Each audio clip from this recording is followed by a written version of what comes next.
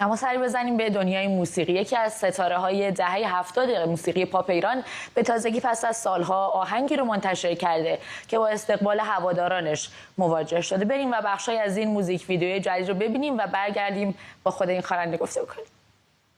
ماه صورتت، خورشید تنت، ستاره تو چشمات، نیا جلوتر، گر گرفتم از آتیش نفس ها. به خاطر تو موهامو بازم عروسکی بافتم، دورو بری هم غریبه شدن تا تو رو شناختم. بیا حاله که دلم خواست، بیا عشق تو تنهاست، بیا بی زدم آس، بیا شاه دلم. خود سوزان روشن خواننده از لس آنجلس با ما همراه میشه. خوش اومدین خانم روشن، ممنونم که دعوت ما رو پذیرفتین. پیش از هر چیز به اون بگین این شاهد رو باید بازگشت شما تلقی کنن به روزهای پرکاریتون یا نه فقط یک تک آهنگه و باز میخواین که طرفدارانتون رو منتظر بذارین؟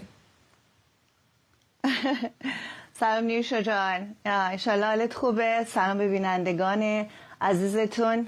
ماهواره بسیار بسیار قوی اینترنشنال، ایران اینترنشنال بیننده های بسیار زیادی دارین. من خودم یکی از بیننده هاتون هستم.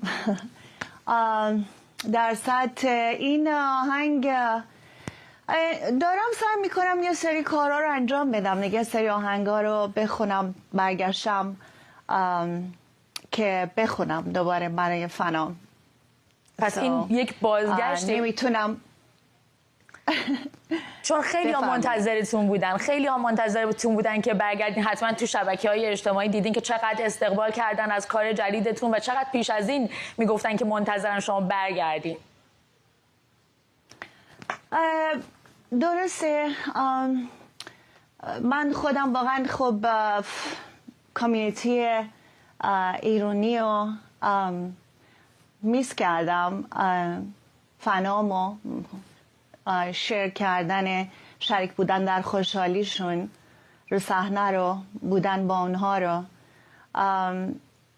از دورا دور همیشه صداشون رو میشنیدم، صداشونم هستم هر جور که بتونم از اینجا، ولی دیدنشون از نزدیک خب یک احساس خاصیه که هر انسانی بالاخره دلش تنگ میشه. منم دلم تنگ شده واسه شون.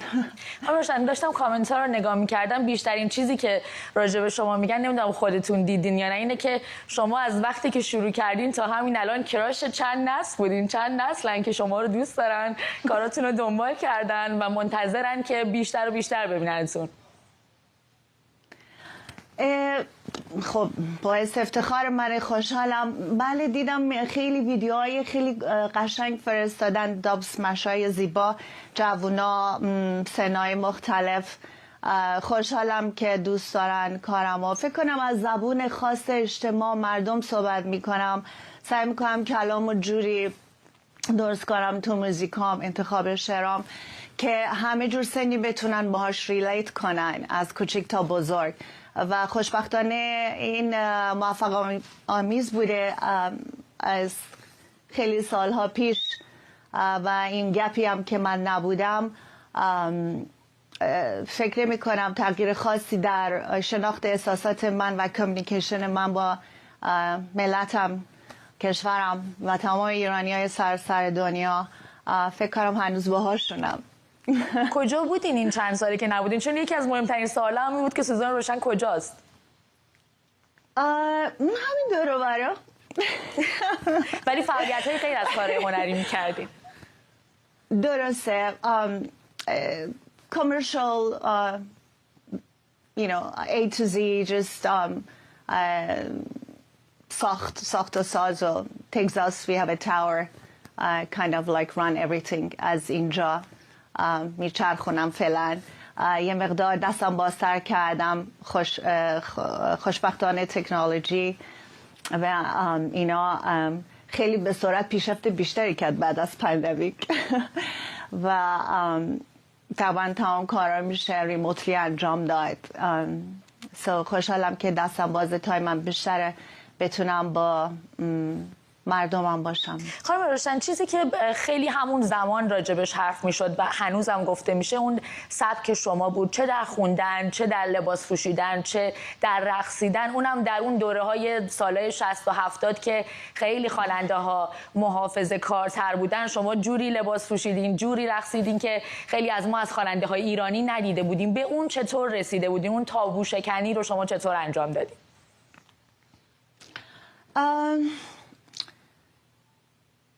والا فکر میکنم با کسی که از خب کوچیک بوده از ایران اومده، با تمام کالچرهای کشور خودم و در اون زمان چیزهایی که اونجا میدیدم، خب توی ایران وقتی من بچه بودم همه خیلی لباسهای خیلی شیک و خوب و مینی ژوپ و با مایا میرفتیم دریا و همه چی خیلی خوب بود. بعد که اینجا اومدم با مجله ها، با موزیک های اینجا، خواننده های امریکایی، دیدن اونا و اقدامش با اون موزیک ایرانی یه چیزی دیگه در تو میسازه، یه چیزی خودت دیولوپ میکنی، اون تصویری که میبینی و میسازی. و خیلی جالبه که مورد پسند همه جوانای در ایران در اون زمان از بچه که گرو کردیم با هم بوده این و تونستیم با هم اینو تشریحش کنیم. دوست داشتن این چیزی که من آوردم به روی صحنه و در دلیل خاصی نداشت. هرچی که به من واقعا می اومد من دنبالش میرفتم، دنبال مد خاصی نبودم. چه بسا که وقتی حتی لباس چرمی رو آوردم من دیدم بعد چند سال، 3 سال اینطورا، 2 سال که شاید تو مجله دیدم که هنرپیشه‌های و خواننده‌های امریکایی هم دارن پتن لتر میپوشن. So basically هرچی که تو احساسم بوده، تو فکرم بوده، با خوندن و دیدن مجلات، با دیدن سلبریتی های کشورهای مختلف، با کالچری که ازش دور بودم و منو تا یه حدودی تر یک سنی ساخته بود. ولی خیلی خوشحالم که این چندین نسل تونستم نظر مردم رو جلب کنم و با اونا توی کشتی سفر کردم. این نسل جدید رو چطور میبینین؟ چون میدونم برای اعتراضات هم آهنگی خونده بودین، حمایت کرده بودین. این که اینطور معترضن، این جنبشی که در جریان در ایران میبینین که دخترها چجوری دارن تو شهرها تردد میکنن، چهره شهرها چقدر عوض شده، شما این نسل رو چطور میبینین؟ واقعا فکر میکنم خیلی نسل پر جنب و جوشی هستن، خود ساخته هستن، میدونن چی میخوان و هدفشون مشخصه، آزادی، و برای رسیدن بهش هر کاری میکنن و این حقشونه و جسارتش رو دارن، ارزش هم دارن، همبستگیشون هم دارن. خوشحالم که مرد و زن الان دنبال این هدف هست، در دست هم به طور مساوی، تساوی مطلق زن و مرد. این باور منه، باور همه دنیاست. مثل واقعا یک پرنده، 2 بال پرنده، مرد و زن، و این باید همیشه در تعادل باشه که بتونن این پرواز رو ادامه بدن. و اگه نصف اجتماع نتونه پروازی داشته باشه، امید داشته باشه به آینده و پیشرفت، خب هرگز این پرنده به مقصد نخواهد رسید. و از آقایون خواهش میکنم که در این راه کمک خانوم ها باشن، خانوم ها کمک آقایون باشن، جوان ها دست در دست.